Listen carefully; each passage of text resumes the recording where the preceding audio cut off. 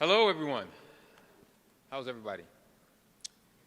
Good to be here today. I'm joined by Council President Miguel Melendez, our Commissioner of Department of Recreation and Human Services, Shirley Green,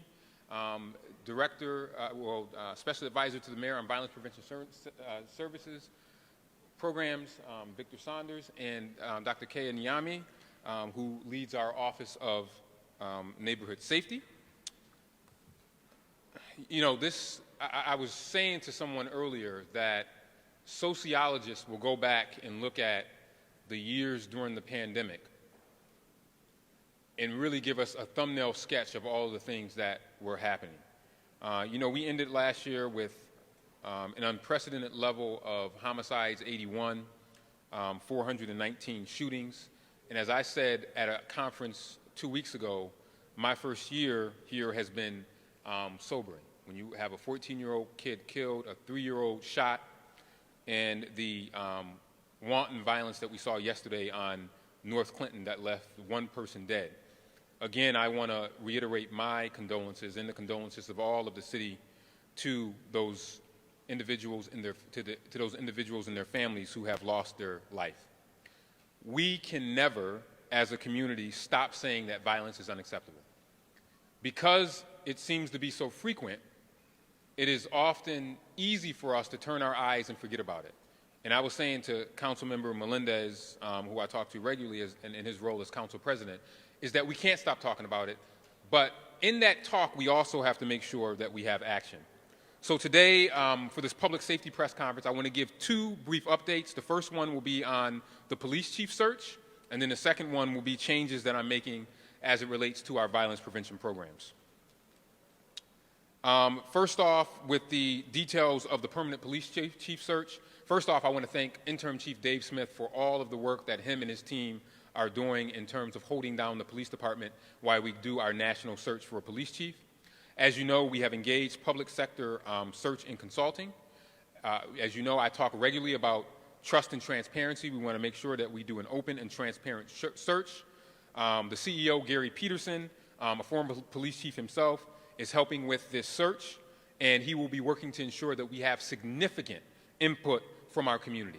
The community process will be extremely important. We have already engaged the process. It's already begun with many city officials already being interviewed. Members of City Council, myself, and others in the city have already been interviewed as we go through this process. And we want to make sure that we get lots of input from our citizens.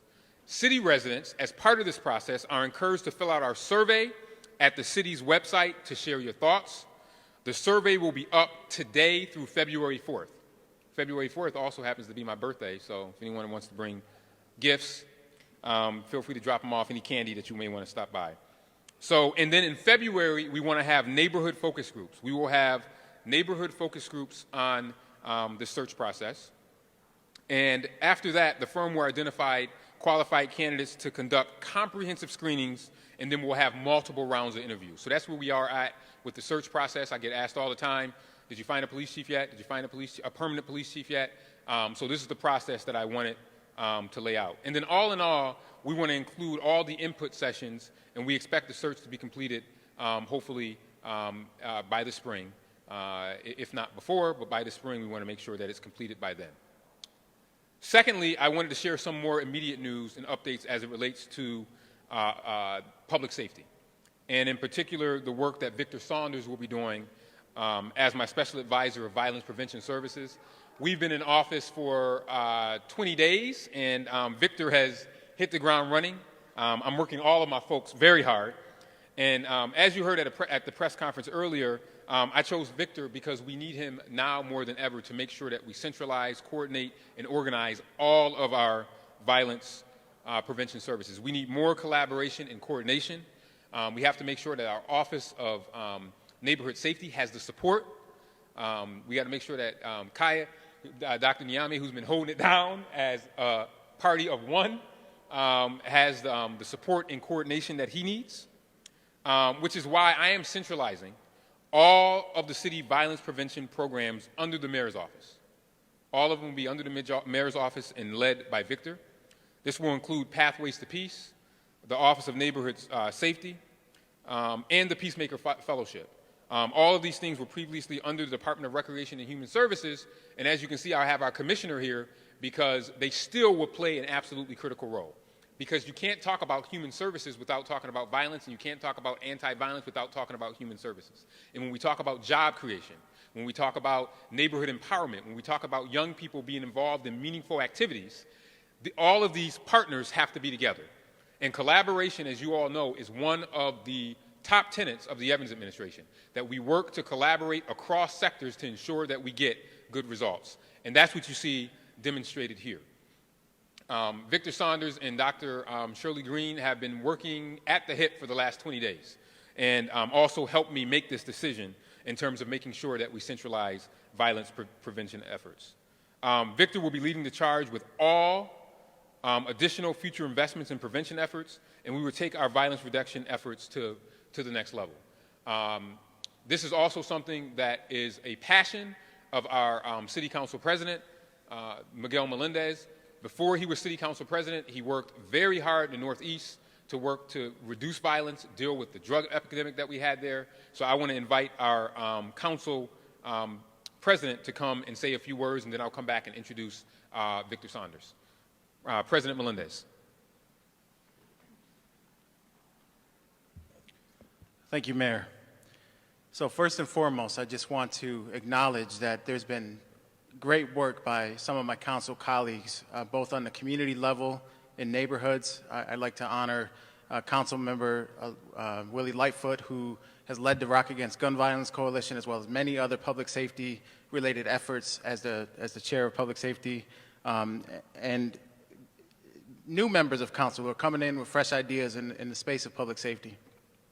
From the perspective of violence prevention, I view public safety in a more holistic manner.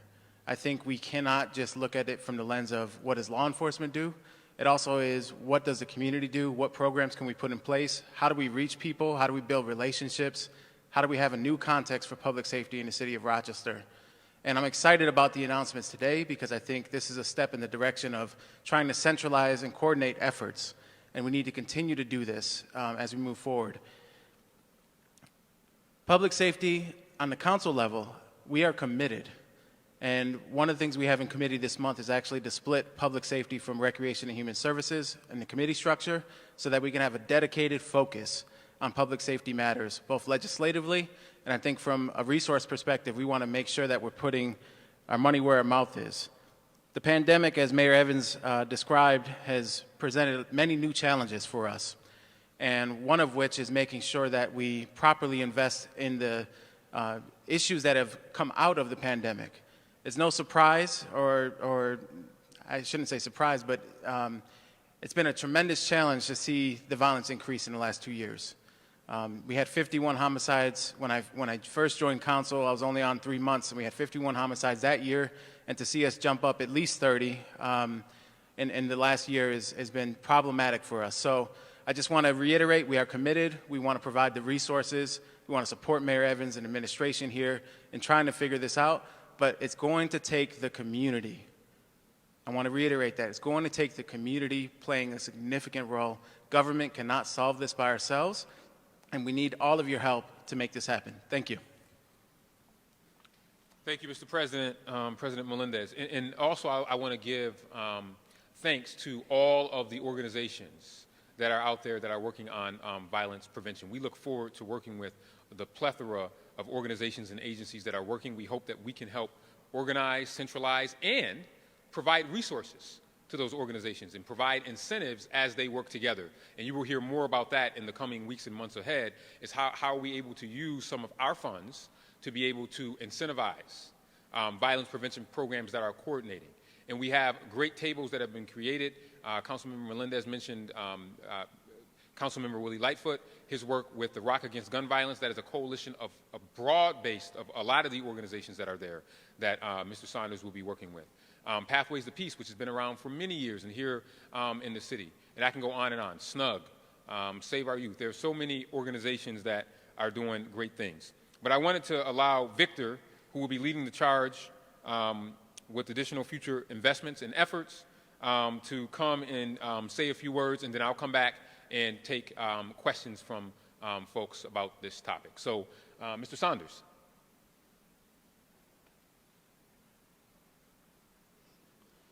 Good afternoon. As the mayor stressed, the first 20 days of this administration, we've been very busy. As a precursor to my first day, unfortunately, the 14-year-old that he had referenced was a former student of mine at school number 8, Julius Greer. Unfortunately, that was the night before I was to start my current position. And with that, it definitely let me know that my focus has to be intentional and to the point. Excuse me. During the past few weeks, I have spent most of my time meeting with numerous community organizations, Rock the Peace, Rise Up Rochester, SNUG, and other community partners. You know, one thing about it, we have those entities that are actually on the ground doing phenomenal work, and we look to support them. With that, you heard people say that it's going to take the community. Well, the community has stood up. We have numerous natural helpers within the community that have contacted our office wanting to be mentors, wanting to be trainers to young people, and offer their expertise and mastery in different skill sets to be able to help some life changes take place among the young people that need to be served. I'm excited to oversee the city programs that we have in place currently, Pathways to Peace, the Office of Neighborhood Safety, and the Advanced Peace Peacemaker Fellowship. Not only are we going to be centralizing city resources under the mayor's office, but we're going to be aligning with crucial community organizations in order to do this work. We already understand that work is being accomplished. They just need a little more assistance, but we will be very cohesive in our approach to bring all the different violence prevention programs together. We will be very collaborative, and hopefully with that cohesive approach, will affect more of a change in the aspect of violence reduction in the city of Rochester. We will have quantifiable data that we can look at and recognize that we have affected a positive change in the community over time.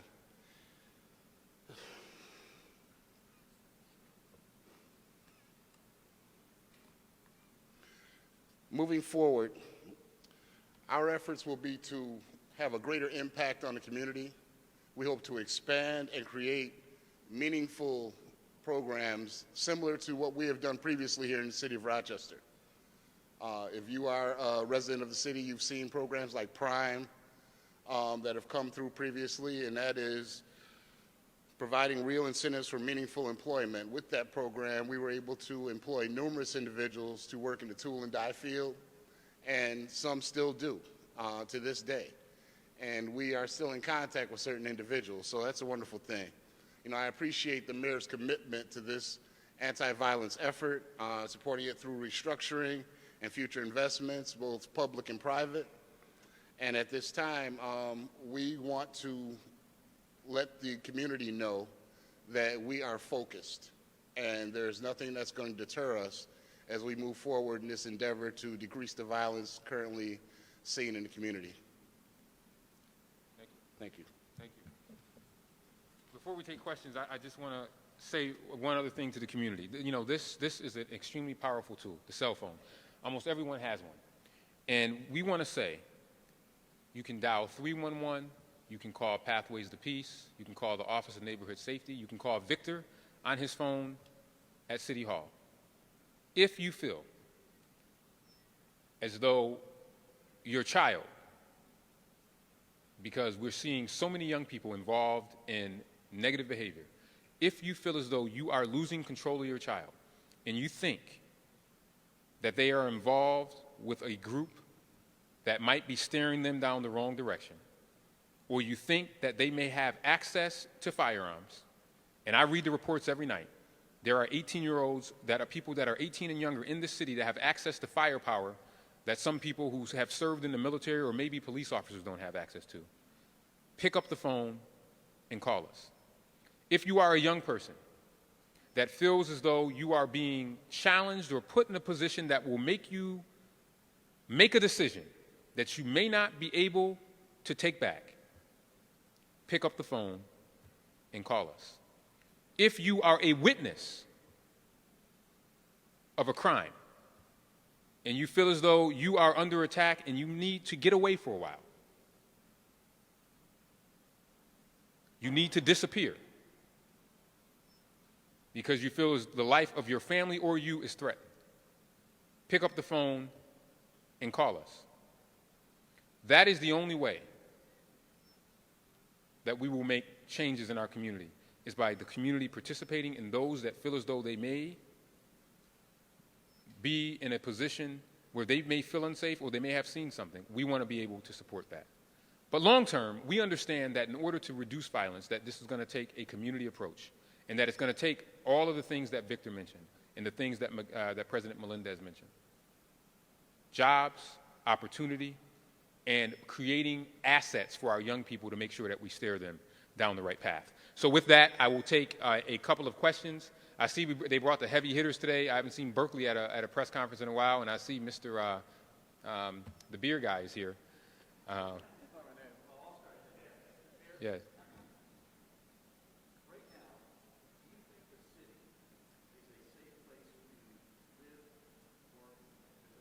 Absolutely. The city is a safe place to live, work, and visit. And let's be clear. If you look at the data, and we look at data all the time, and Vic can tell you this, the vast majority of the people that commit most of the crimes, it is a small, small percentage. So let's be clear. The city is a safe place to visit. Someone emailed me this morning, and I reassured them. I said, listen, you're always going to have challenges. We're always going to have challenges. But we are still a safe city.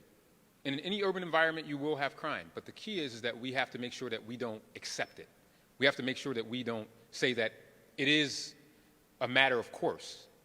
So there are individuals, a small percentage, that are that do a disproportionate amount of the crime. But it is not widespread. It is not everyone in Rochester. Remember, the city of Rochester in Monroe County has over 700,000 residents. This is a small percentage of folks that are doing that. But it's important for us to make sure that we zero in on that, because that is extremely, extremely important.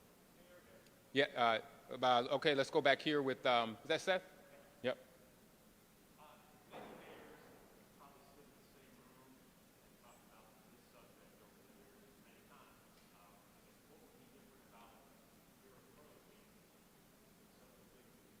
Yeah, I think one of the big differences is that I think the centralization is key, but also really engaging community partners in a turbocharged way. That has to be totally different. And then the other thing is the carrot. If you're able to incentivize folks, money talks, so we're going to have to make the investments. We're going to have to make the investments. And if the city doesn't have all the dollars to make the investments, we're going to have to go to foundations and private sectors in order to help us do that. Because I also want people to understand, the other thing is that when I look at public safety, I also look at it as an economic development tool. I always give the analogy where I say any police officer is also the chief economic development agency. So in addition to Vic being in charge of anti-violence programs, even though he doesn't have the title of economic development, he's key in our economic development. Any of our youth development programs that we invest in, any of the work that Shirley does over at the Department of Recreation and Human Services, those are all tools that we have to look at it differently. And that's the way we're looking at public safety. And I've been consistent with this. I said it in my inaugural address. I said it all throughout last year, that public safety and economic development go together like hand in glove. And that's the different approach. Because whenever we talk about any of these issues, we have to make sure that we look at it through a public safety lens. Mr. Cleveland, did you have anything? I do. Yes, Mr. Cleveland. So you're talking about some of these programs that are going to have, a long-term lens, long-term look at what's going to happen. So, Seth kind of hit on it before. We've heard a lot Yep. about some of this stuff in the past. But so, how should the community then judge whether these efforts are working? Great question. What they should be given to show results? Because Yep. Like what metrics are you going to be using, especially in the short term? Yes. To gauge the success. Excellent question. I didn't pay him to ask that. I think that is exactly the point. And I think that number one is obviously homicides. We want to see those go down.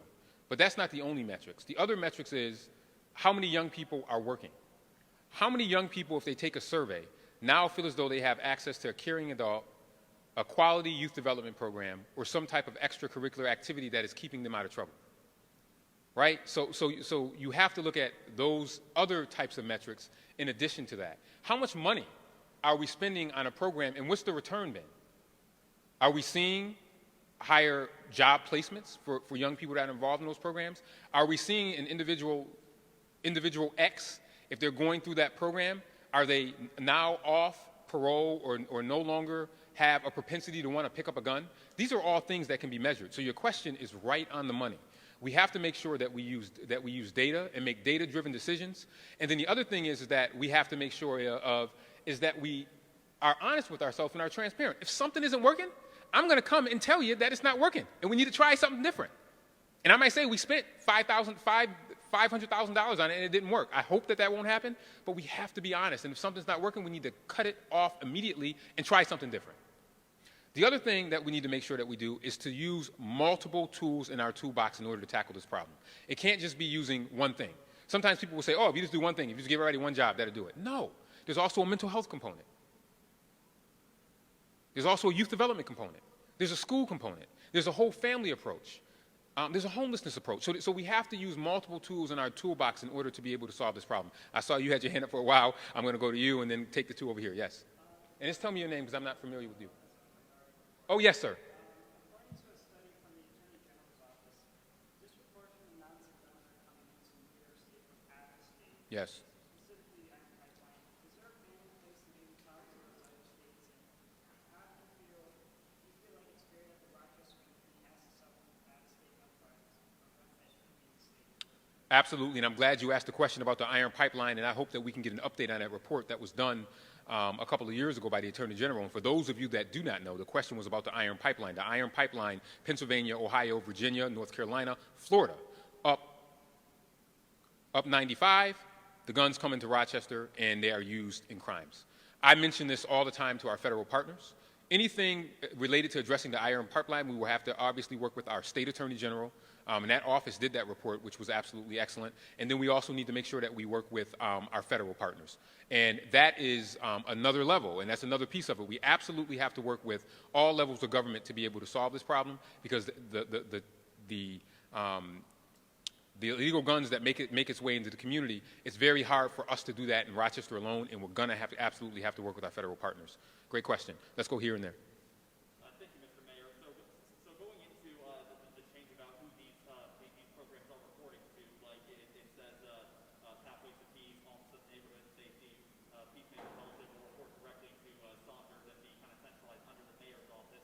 Can you give, I guess, a little bit of detail about what changes you hope that brings, instead of them, I guess, working on their own? How does centralizing it under the mayor's office create new changes? Because some might be skeptic that they're not going to do anything if they don't have your approval on this. Well, absolutely. Number one, I want to make sure that I have my nose in their business. Now, I'm not saying when things aren't in the mayor's office, it doesn't happen, but it makes it clear that it is a priority of the mayor, and it is a major priority of mine, because I grew up in this community. So it's important that they have the support. That's important. But more importantly, it's important that it also allows us to coordinate with the external forces, because the mayor obviously works with the federal government, the state government, our local delegation, all of the organizations that are out there. The mayor's office, we are kind of the repository for all of these things. So it makes sense that they're centralized so we can help with coordination and collaboration with the external forces as well to make sure that we're rolling in the same direction. So what's different is that it gives us the opportunity to really be able to be on the forefront and to make sure that everyone is coordinating, but more importantly, collaborating. Because when we are apart, we might be able to accomplish some things, but when we are together, we will accomplish so much more. So it allows for better coordination and deployment of resources quickly when necessary. Currently, the police chief is also reporting to the mayor's office, so that also helps with that coordination as well. So it allows us to look at this from a holistic approach in terms of coordination. Yes, sir.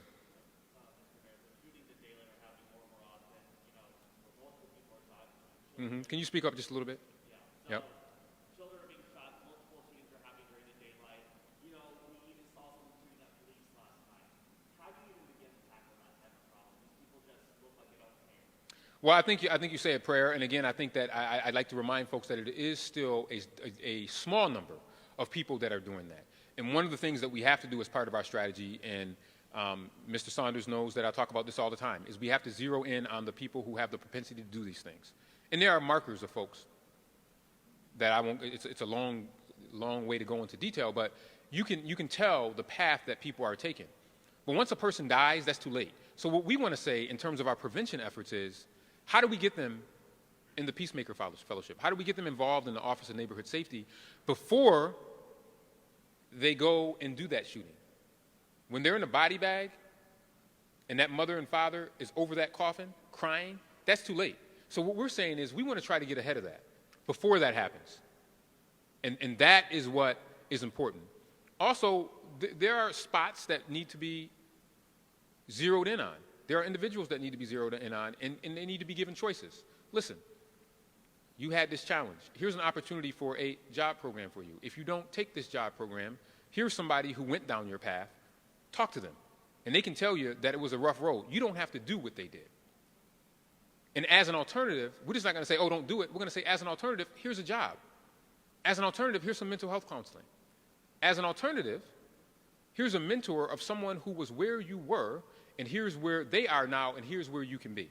So that's got to be different. But I want to reiterate again, because sometimes there's a perception of cities that people are violent. Remember, violent crime has dropped across the country over the last 30 years. It's still at the lowest levels. Now, we've seen a spike during the pandemic. It's still not as high as it was in the 90s, and I remember that because I was a part of Rochester Challenge Against Violence and all those things. But it's still at a level that is totally unacceptable. It's still at a level that is totally unacceptable, and we want to make sure that we are proactive. There's always going to be crime. I'm not going to say there's not going to be crime. But the question is what are we doing to make sure that we address it? And that's what that is what we hope that these efforts will do. And then when it's not working, guess what? I'm going to stand right here and say what we tried is not working, so here's what we're going to do next.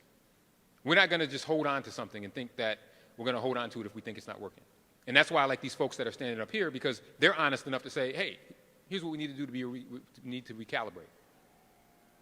Last question? Okay, last question. All right, last question, and then we'll get to the last one. Yes.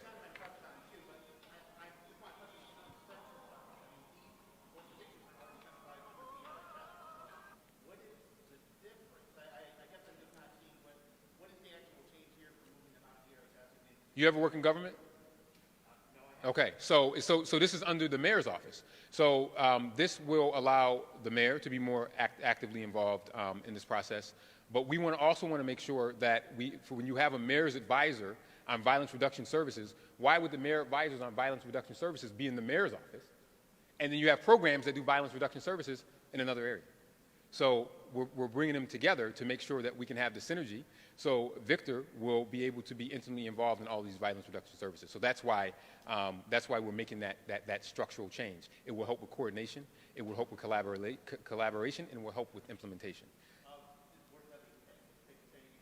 PIC is under DRHS still, yes.